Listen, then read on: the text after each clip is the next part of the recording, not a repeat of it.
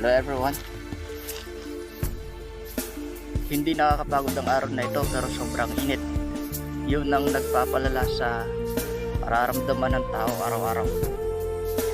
Minsan, hindi naman natin pinapagod ang sarili natin pero may mga external forces na parating naging cause para tayo mapagod, ma-stress at para mabago ang ating mood.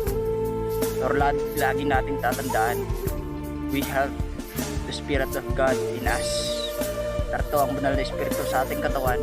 Kaya yung mood natin, yung timpla natin, kahit ano pa man inflict o kahit na ano pa man latigo na mula sa labas sa atin, ay hindi pa rin mababago yung ating panloob-loob na panindigan. Yung ating mood ay hindi nagbabago, hindi malamig, hindi mainit. Kahit pa ito'y aabalahin pa ng outside forces.